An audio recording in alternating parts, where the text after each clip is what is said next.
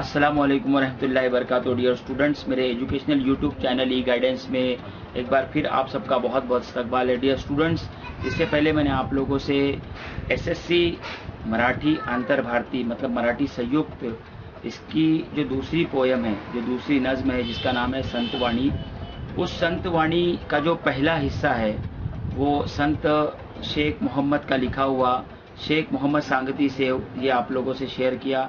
उम्मीद है कि इसका स्पष्टीकरण आप लोगों को बहुत पसंद आया होगा। अब मैं चाहता हूँ कि एक कविता जब हमने इसको पढ़ लिया, इसका स्पष्टीकरण जाना है, तो हम ये देखें कि एसएससी बोर्ड इम्तिहान में इसके ऊपर कौन से सवाल पूछे जाते हैं। दो टाइप के क्वेश्चंस होते हैं, एक आकलन कृति के सवाल और दूसरा सवाल जो होता है वो सरल अर्थ का सवाल। तो ये दो सवाल इस पर कौन से किस्म के पूछे जाएंगे, कैसे पूछे जाएंगे, इंशाल्लाह आज के वीडियो में हम ये देखने की कोशिश करेंगे। उम्मीद करता हूँ कि ये वीडियो भी आपको पिछले वीडियो की तरह बहुत पसंद आएगा। डियर स्टूडेंट्स, अब हम ये देखेंगे कि कृति पत्रिका में इस पोयम के ऊपर मतलब संत शेख मोहम्मद की लिखी हुई कविता शेख मोहम्मद सांगती सेव, इसके ऊपर किस तरह के क्वेश्चन पूछे जाते हैं। इसमें सबसे पहले मैं अगर बात करूं तो दो टाइप के क्वेश्चन पूछे जाएंगे। एक आकलन कृति के क्वेश्चंस होंगे और दूसरे जो क्वेश्चन होंगे वो सरल अर्थ के होंगे। तो पहले आकलन कृति के क्वेश्चंस हम देखते हैं। खालील आकृति पूर्ण करा, अभंगात उल्लेख लेली फूले व फड़े, मतलब इस अभंग में आए हुए फूल और फल, इनके नाम यहाँ पर लिखने हैं। देखिए किस तरह से ज्योमेट्रिकल शेप्स के साथ में यहाँ पर ये आकृति पूर्ण करने के लिए दिया गया है। इस तरह का क्वेश्चन बोर्ड इम्तिहान में पूछा जाता है और मुझे यकीन है कि 9th में भी आपने इस तरह की प्रैक्टिस की होगी। चलिए अब बारी है नज्म की। केकतीला कांट्याचे वेढे, भीतरी निपजती केवडे, तैसे साधूचे शब्द गाढे, परोपकारा लागी। फणस सर्वांगी कांटवले, भीतरी महागोडीने कोंदले, तैसे साधू हृदय जाले, बोधा संगे परियेसा। नारळ कठीण दिसे बाहेर, भीतरी खोबरे अरुवार, तैसे साधूचे अंतर बोधे वोसंडले। ऐसा सद्गुरुशी धरा भाव, तो कैसा करावा उपाव, शेख मोहम्मद सांगती सेव सभे श्रोत्यान प्रति। अब यहाँ पर हम देखेंगे कि सवाल जो पहला पूछा है, अभंगात उल्लेख लेली फूले व फड़े, मतलब इस अभंग में आए हुए फल और फूल के नाम हमको लिखना है। सबसे पहले हम देखेंगे कि केकती का जो दरख्त है उसके ऊपर केवड़े का फूल का यहाँ पर नाम आया हुआ है। तो सबसे पहला जवाब जो हमारा आएगा वो केवड़े का फूल, मतलब ये फूल में आ गया। अब हम आगे देखेंगे कि यहाँ पर एक नाम है फणस का, फणस जो कि फल है, तो एक फणस नाम हमने यहाँ पर लिखा। और आगे बढ़ते यहाँ पर हम देखेंगे कि सवाल जो पहला पूछा और यहाँ पर एक फल का नाम है नारळ मतलब नारियल, तो हम यहाँ पर वो नारळ मतलब नारियल लिखेंगे। फणस मतलब कटहल, केवड़े का फूल होता है और यहाँ पर दो फलों के नाम है। तो इस तरह से हमारा जवाब लिखकर मुकम्मल हुआ। इसके आगे और हमें कुछ भी लिखने की ज़रूरत नहीं है, सिर्फ हमें केवड़ा, फणस, नारळ यही लिखना है। इसके अलावा और कुछ लिखने की ज़रूरत नहीं है। जवाब हमको आकृति बनाकर ही लिखना है और जिस तरह की आकृति इम्तिहान में दी जाती है या एग्जामिनेशन पेपर में जिस तरह की आकृति होती है उसी तरह की आकृति आपको बनाकर उसमें जवाब लिखने होते हैं। आगे बढ़ते हैं हम। एक और क्वेश्चन, वैशिष्ट्य शोधून तख्ता पूर्ण करा, ये एक क्वेश्चन है। खुसूसियात तलाश करके हमको जो है वो खाका मुकम्मल करना है। नज्म को फिर मैंने यहाँ पर लिखा है ताकि आपको जो है जवाब ढूंढने में आसानी हो। यहाँ पे अनुक्रमांक है, उसके बाद अभंगात उल्लेख ले लिया गोष्ठी किंवा व्यक्ति, केकती, नारळ, फणस, संत। बाह्य रंग अंतरंग मतलब उनका बाहर का रंग कैसा है, बाहर से वो कैसे है, और अंतरंग मतलब अंदर से कैसे है, इसके ताल्लुक से यहाँ पर अभंग में दिया हुआ है। हमको यहाँ पर क्या करना है वो ढूंढ कर लिखना है। देखिए जवाबात मैंने लिखने की कोशिश की और कितने आसान तरीके से इसको लिखा है, देख लीजिए। सबसे पहले केकती, बाह्य रंग मतलब बाहर से कैसा है, काट्यांनी वेढलेले मतलब कांटों से घिरा हुआ। अंतरंग अंदर से क्या है, सुगंधी केवड्याचे फूल, बहुत ही खुशबूदार केवड़े का फूल है। फणस सर्वांगी काटे, अगर हम कटहल को देखेंगे तो हर जगह से उसको बाहर से काटे हैं। और अंतरंग मतलब अंदर की तरफ महाअशी गोड़ी, बहुत ही लजीज फल होता है, अंदर बहुत ही मीठा फल होता है। नारळ नारियल की अगर बात करें, बाह्य रंग मतलब बाहर से देखें हम तो कठिन, अंतरंग मतलब अगर उसको अंदर से देखें मऊ खोबरे, मतलब बहुत ही मुलायम खोबरा होता है, अंदर बहुत ही मुलायम फल होता है और बहुत ही मतलब खाने में मज़ेदार होता है। संत, मतलब जो संत है उसकी बात की गई है। संत किस तरह से होता है? संत का जो बाह्य रंग होता है, मतलब बाहर से संत भी कठोर होता है, सख्त होता है बहुत, अंतरंग, लेकिन उसके अंदर मऊ, गोड़, परोपकारी, मतलब बहुत ही मुलायम, गोड़ मतलब मीठा, और संत जो होता है उसकी बातें बहुत मीठी होती है, वो ज़िंदगी में बहुत काम आती है, और परोपकारी मतलब वो हम पर एहसान करने वाला होता है। तो इस तरह से जवाबात मुकम्मल हुए। जदुल मुकम्मल करने का ये सवाल था जो हमने पूरा किया। आगे बढ़ते, चौकट पूर्ण करा का एक सवाल पूछा जाता है, नारळाच्या भीतरी असलेले खोबरे। फिर यहाँ पर हमने नज्म को लाया है, इसको लिखने की कोशिश की, अभंग को।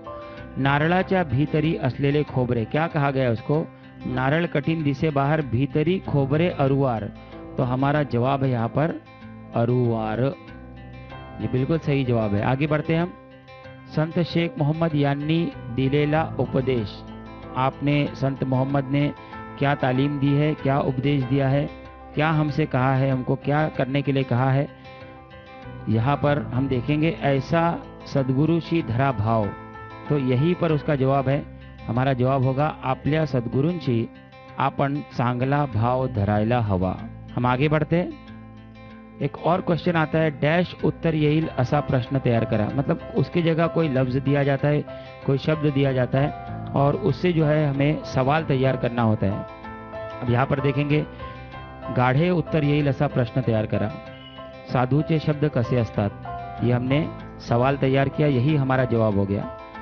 आगे सवाल पूछा, परोपकार उत्तर येईल असा प्रश्न तैयार करा, हमने लिखा साधू जवळ काय असते। अब इसका जवाब होगा, साधू जवळ परोपकार असते, लेकिन यहाँ पर जवाब लिखने की जरूरत नहीं है, सिर्फ सवाल तैयार करना है, उसी पर हमको नंबर मिलने वाला है। आगे बढ़ते हैं, कठीण उत्तर येईल असा प्रश्न तैयार करा, नारळ वरून कसा असतो। एक और सवाल, अरुवार उत्तर येईल असा प्रश्न तैयार करा, हमने सवाल बनाया, नारळाचे आतील भाग कसे असते। चलिए और आगे एक टाइप देखते हैं हम, जो कि सरल अर्थ का। मैंने कहा कि नज्म में दो हिस्से हैं, एक जो है वो आकलन कृति का और दूसरा सरल अर्थ लिहा।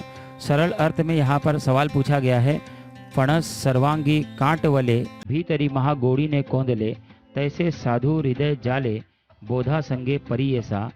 इसका जो है हमको क्या करना है, सरल अर्थ लिखना है।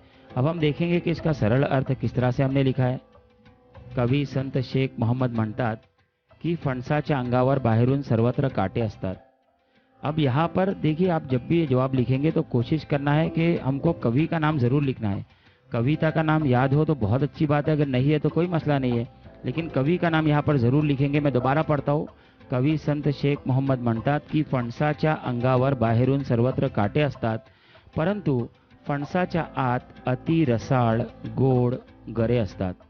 त्याचप्रमाणे साधूचे बाह्यांग जरी व्यवस्थित दिसत नसले तरी त्यांचे अंतरंग खूप छान असते। साधू वरून जरी उद्धट वाटत असेल तरी आपल्या कल्याणासाठी ते तसे बोलत असतात।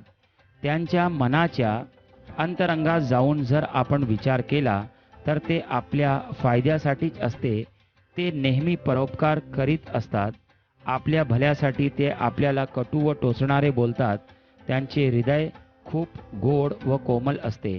एक मरतबा मैं इस जवाब को उर्दू में भी मतलब इसका तर्जुमा समझा देता हूँ, ताकि उर्दू मीडियम स्टूडेंट जो है वो अगर ये जवाब मुकम्मल याद ना कर पाए फिर भी वो कोशिश करके छोटे छोटे जुमले बनाकर इस तरह का जवाब लिखने की कोशिश कर सकते हैं।